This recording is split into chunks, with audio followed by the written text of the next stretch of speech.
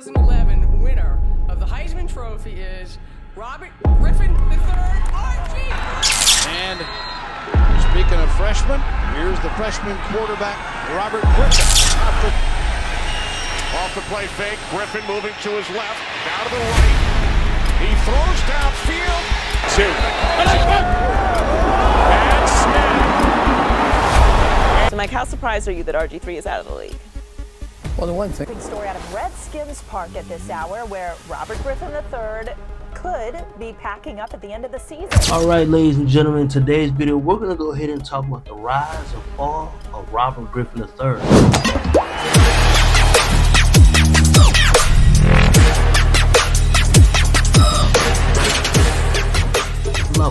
But in this video, we're going to go ahead and talk about what happened to Robert Griffin III. He was a high school standout. Just like every other NFL player, most NFL players had a standout stint in high school. So then he ended up committing to Baylor. Robert Griffin III was a standout player at Baylor. He was the Heisman Trophy winner, right? So when it comes to winning a Heisman Trophy, that's a reward that only 1% of athletes get in college. So Robert Griffin III has put himself in a position at that time as one of the elite players at the collegiate level. You know, this is just not some award. This means you were the best player in college football that year. So for the 2011-2012 football season, Robert Griffin III was the best player, period. I mean, the guy had a rocking arm. I mean, he could run the football well. I mean, he was an elite athlete, track star. Robert Griffin III was that dude. And most fans were excited to see what Robert Griffin III was going to bring to the NFL level. And I watched Robert Griffin III at Baylor. He was a rock star. So then after that, he got into the NFL. He had an amazing pro day. Griffin III had done nothing but impress people throughout this entire draft process, but we hadn't seen him throw until today. Todd McShay, Ron Jaworski. Jaws, what were your impressions of his workout? Well, I was very impressed. First of all, you look at the numbers. He completes 51 of 55 with a couple of drops in there. But it was really the story behind those numbers. You know, the movement, the ball position, the throwing slot, which is very, very important for a quarterback to be consistent, the footwork. But everyone knew that Robert Griffin III was going to go to, at the time, the Washington Redskins as a number 2 overall draft pick. That's what he was predicted at the time. Definitely, he's number 2 to the Redskins. The Redskins were here watching today. How did they feel about it? Well, it's a perfect fit. You know, I talked to Coach Shanahan, Kyle Shanahan, the offensive coordinator, after the workout, and their smiles could not have been bigger. And you have to look at what they see in a quarterback. What Mike Shanahan likes is a quarterback that can move, that can make plays outside the pocket. When you look at John Elway and Jay Cutler and Jake Plummer, that's the quarterback he sees.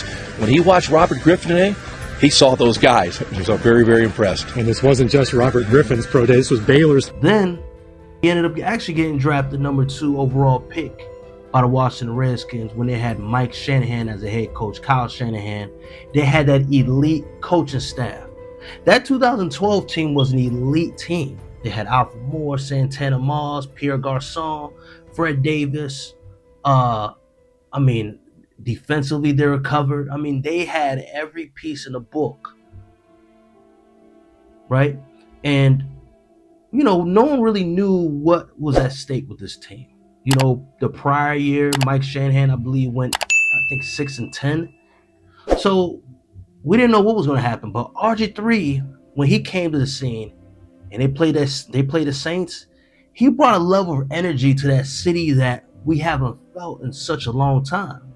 See, for those who don't understand the Washington Redskins / Commanders history, I mean, we have suffered for years, right? Years and years. Since the early 2000s, late 90s. Now, prior, the Washington Redskins were one of the best teams in the league. Historically, we've always been top notch. I mean, we have quarterbacks like Mark Riffin, Joe Theismann, Doug Williams, Sammy Ball, Sonny Jurgensen. All those guys that we had. And then after 99, Patrick Ramsey's and Jeff George, I mean, it just started getting worse and worse.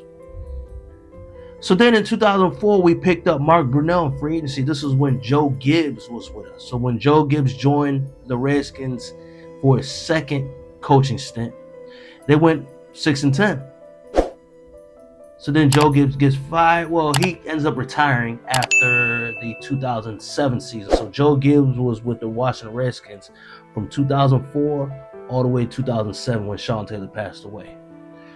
Moving fast forward, and Jim Zorn got hired, and Jim Zorn got fired, and then Mike Shanahan came in 09-10, I believe. And that's when the rise of Robert Griffin III. And again, going back to what I was talking about as far as Robert Griffin III, he gave the Washington, D.C. something we haven't felt in a long time, an actual franchise quarterback. I mean, we had Jason Campbell, but, you know, that didn't last long. But Robert Griffin III gave that promise. You know what I mean? And when he was drafted second overall, and once he came onto the scene and had a fantastic opener against the Saints, we knew, man, we found our quarterback. We found our franchise quarterback. I mean, week after week, we were killing it. I mean, Robert was going through the throws, throwing it deep, running the ball. I mean, it was a magical season, Robert's rookie year. So towards the end, Robert ended up winning Rookie of the Year. We ended up making it to the playoffs. We ended up playing the Seattle Seahawks in the wild card. But something happened. His leg injury. And there was a huge debate on whether they should play Robert or Robert should continue playing. Because there was a time where when Robert was hurt, we also drafted the man Kirk Cousins in that same year in 2012. Kirk Cousins showed a lot of promise. He was poised, very accurate, didn't have the arm like RG3, but he showed a lot of promise. I'm also going to make another video why Mike Shanahan drafted RG3 and Kirk Cousins. But anyway, this is about Robert Griffin III. So Robert Griffin III, towards the end of his rookie season, tore his ACL and MCL, or LCL, one of those three injuries, which really was the turning point to his career. So then after that, Mike Shanahan has a losing season and end up firing Mike Shanahan. Then they end up hiring Jay Gruden.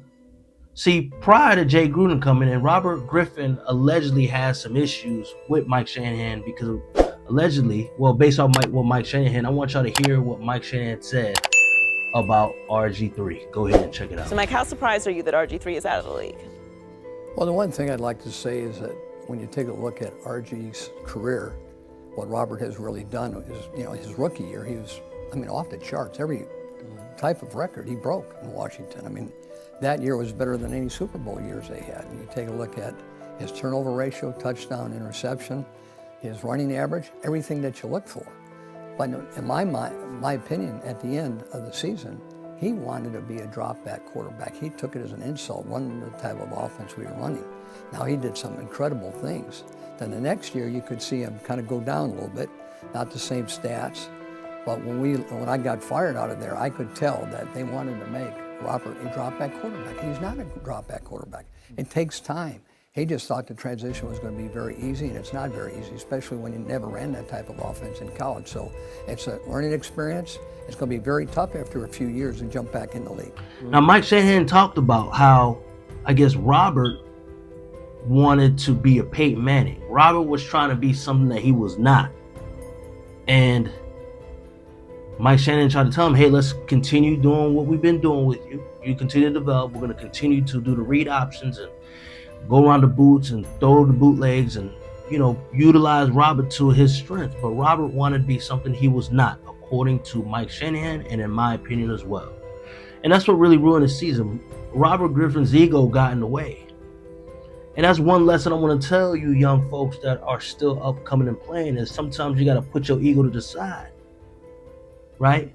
You got to be able to understand and read the room, read your circumstance. What is your role? And Robert, you were a killer as a dual threat quarterback, but you wanted to be something that you was not, and it wasn't gonna work out.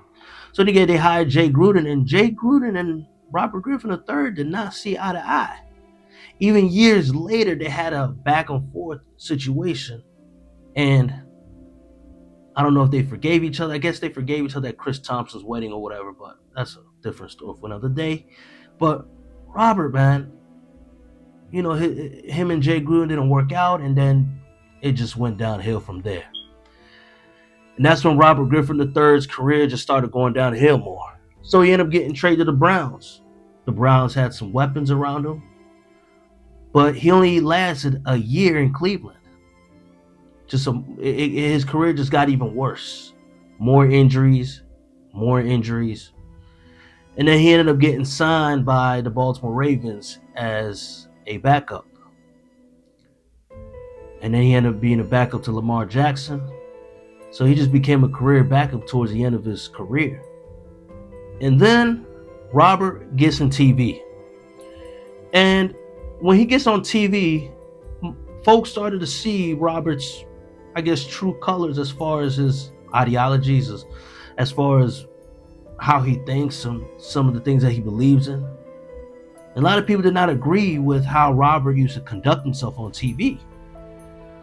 Now, Robert seemed like a pretty cool guy, but just in my opinion, I feel like he does too much. Even I spoke a little bit about Robert's situation with Shaq and Angel Reese. So I guess Robert's TV career, he's a pretty good commentator, but some of his takes were just a bit, So then, moving fast forward to 2025, this Angel Reese thing. Guys, it's so obvious that Angel Reese hates Caitlin Clark. If you don't know, let me inform you about what happened. Caitlin Clark committed a hard foul on Angel Reese as she was wide open for a free, easy layup. Routine play. Every one of you that's watching has heard your coach tell you, hey, we ain't gonna give them no easy points, no easy baskets, no easy baskets in the paint, baby. So why do I think Angel Reese hates Caitlin Clark?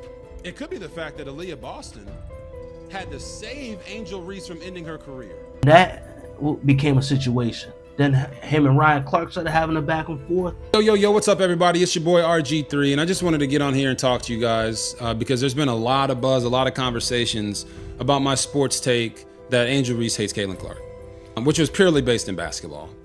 But I think all of you know there's a line in life that you just simply don't cross. Wives and children are always off limits, and Ryan Clark has sprinted past that line. Ryan Clark didn't like my sports take that Angel Reese hates Caitlin Clark, and that's fine.